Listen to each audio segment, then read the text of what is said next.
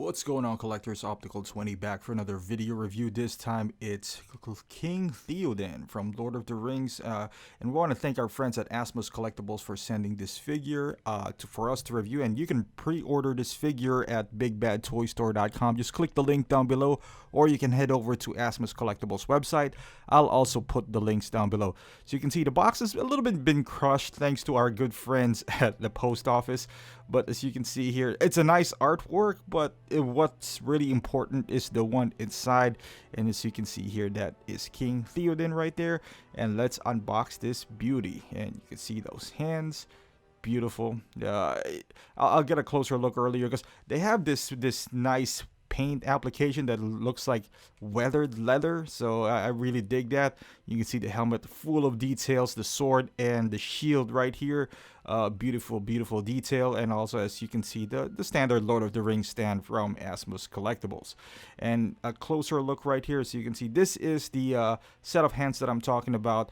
They look like leather, but the paint application that they do, it looks like weathered old leather material. As you can see here, you can still see the stitching and all that stuff with the glove. But I really do love that, because they are knights, so they've been using their their gloves and all that stuff, so it is just fitting that it is all leather.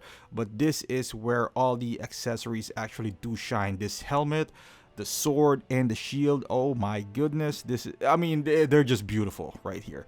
As you can see here, this is the horse, kind of signifying the Rohan, and then you can see all the way down there. So he does have a different helmet than Eomer, which is, obviously it is going to be different. He is the king, so different materials altogether, different design, but really intricate. As you can see here, I want to have this zoomed in so you can really appreciate all the tiny little details that I want to compare this to the actual size, but I can't even see something that is this big to compare this miniature helmet that we do have from Asmus. But they, like I said earlier, they did a terrific job on just making this look beautiful. You can see that, just really nice right here. Overall, look at those tiny little dots and details, and can't get enough of this helmet. And it doesn't stop there. That's the beauty of it. He is, just riding with all these small little details, and that's what makes 1/6 really beautiful. Is because it's not too small or it's not too big. I'm assuming if it's quarter scale, it'll be a lot better. But the size as well. But I think 1/6 is just perfect when it comes to tiny details like this horse, and the handle and all that good stuff. And by the way, this sword is die cast, so it really does feel heavy, and it does feel really premium when you're holding it. And even the sheath, as you can see here, that is just pure beauty right there. Just a work of art from Asmus Collectibles. And it doesn't even stop there. And this is, I would say, the crown jewel of all these. I would say it's a toss up between this and the helmet, but this is also great. As you can see here, the shield, there's I think Elgrim is the name of the sword. The shield doesn't really have a name, but I would throw in different looks on this shield, because look at all those tiny details in the shield. And the back as well. They could have made the back just plain plastic, but no, Asmus, as always, gonna go out of their way to make this look good.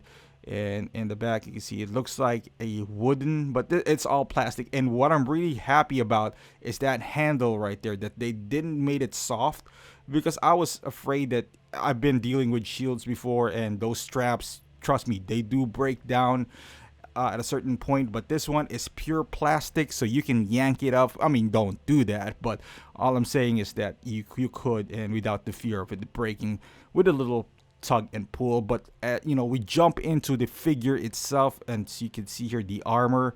That's actually not actual metal, so that's rubber, but the paint application is just excellent, so it looks metallic. But it is great because you can move it around, you can apply it. So as far as posing is concerned, I wouldn't say we shouldn't worry too much about that. And the armor is just beautiful.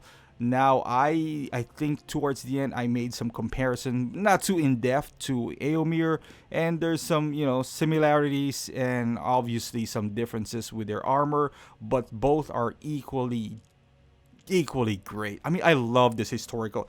He's not historical, but he's classified into those kind of knight categories. But I just love the fact that they just look really really awesome. And as you can see here, his gauntlet or forearm guards, it's just nice all the way, and it doesn't hinder any articulation.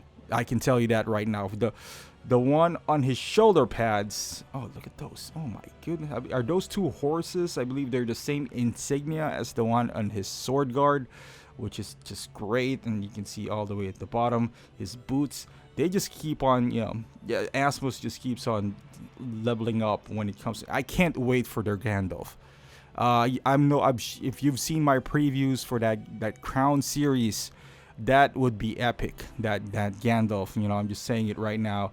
I am so much looking forward to that. I had their old Gandalf, and it's already a beautiful figure, and I just couldn't believe my eyes when I saw that. It has this movable eyeballs and rooted beard and hair. It's just beautiful. Now this guy has no rooted hair, but it's okay. Let me tell you, later on when we get to the head sculpt. But just the armor itself, oh my goodness, look at that leather. It has some it looks like it's been worn down and just weathered in the back, which is a nice effect that they added in there. And the shoulder pads is just some really great details in there. You can just imagine all the hard work that they did putting this together. This is made out of rubber, and this is two sections actually that you can snap on and off. Mine did, which at first it's gonna be kind of harder to put his arms sidewards, but it does move around. I can tell you that, and it makes it easy for poses and all that stuff. So everything else outside of the ab crunch, because obviously of that armor that he does have in his torso, everything's movable. So there's really no restrictions as far as movement is concerned. And this is the King Theoden from the movie, and I tried to get the obviously the eyes are not gonna be perfect, but this is an excellent head sculpt right here by Asmus Collectibles. So you can see here, that is nice. The transition might not have been perfect, but I just couldn't find a screenshot that just give him a nice sculpt. But here he is. The nose is great. You can see a little heart-shaped on his hair because that piece is removable. So now it's more, we're in the close-up stage right here, so it's a little bit more pronounced. But in reality, once you have him in hand, it's really not that big of a gap. But I think the execution is beautiful. They had this in a magnetic. This hair is magnetic, so you just take it on and off, and it doesn't damage. Because I like the way that they did it compared to the rooted hair. I guess you can do either way, but this way you don't mess up the hair. And even so, and you can see here, I'm putting him in different lighting situation because I think because of the texture, he's an older figure, and I always like older figures. Look at that. That looks like a scene from the movie. If I take a picture and I just color grade this, like right now you don't see any Photoshop. It's live. I did. There's no color grading here, mostly just, touch up with the lights and all that stuff. But imagine taking a picture of this figure and, just playing around with some different scenes, which I would do. Just, that's why you need to, here it is. So that's why you need to add me up on Instagram, because I'm going to have a lot of fun with this figure. And you just put the helmet on and you have a brand new figure right here. So this is where he really shines, in my opinion. But they capture his likeness very well. So, back in the day, they really made big strides. Back in the day, you're going to keep on saying that Asmus have great, which they do have great accessories. Tailoring is always pristine. But the head sculpt could be, they could use a little bit of texture here and there. They actually did some really great paint application and texturing on this figure. And you can see it, the results right here. Obviously you're going to see some pictures who's washed up with lights and all that stuff. That doesn't really, bring all the creases and the texture of being old with Theoden right here. And those jittery movements that I did, I do apologize for that. But you can see here, him wearing that helmet That beautiful helmet right there is just spot on. And this is the preferred look for me. This is just more of a warrior king Theoden look, going to battle in Helm's Deep, and that's just beautiful. The difference, I guess, with him and Eomer is Eomer has this long hair that just flows, and also his helmet has this hair on the back, which just makes it beautiful as well. They are a perfect combo, to be quite honest with you. And out of those trilogy, the Battle for Helm's Deep would be the best one for me. The Two Towers is my favorite out of the three. Yeah, the Fellowship of the Ring is my close. It's really close out there, but I am still holding my breath for an Aragorn Crown series. Please, Asmus, make it happen. Lurtz, that's another one on my wish list. But I really am happy that they tackled this guy, even though he is not one of the main characters in the Fellowship. But I think he played an important role in the universe of Lord of the Rings that he should have his own figure. And I'm really glad they tackled him. Eomer, hopefully Faramir. They had Boromir too, which is already sold out. Kind of bummed out about that. I still haven't gotten their Gimli. I don't know if they're gonna do the Crown series of Gimli, so who knows? I mean, the good thing is you can always reach out to Asmus, and they would talk back to you, which is great because they listen to feedbacks, and that's one thing that I really loved about them. And not just because I do YouTube videos and all that stuff. You can actually see them if you go to forums and whatnot, that they actually do listen to the fans. They take polls. You can reach them out on Twitter or Instagram and Facebook, and they will listen to you guys. And then I'm just demonstrating here how to insert his sheath. So you can see it. There's a manual which you can just follow. Really, really detailed there. You can just look at the pictures and kind of see how it works out. But I'm just gonna demonstrate to you here. It's really simple. You just kind of loop it like a belt, basically. There's a nice way of doing it though, as you can see from the above part.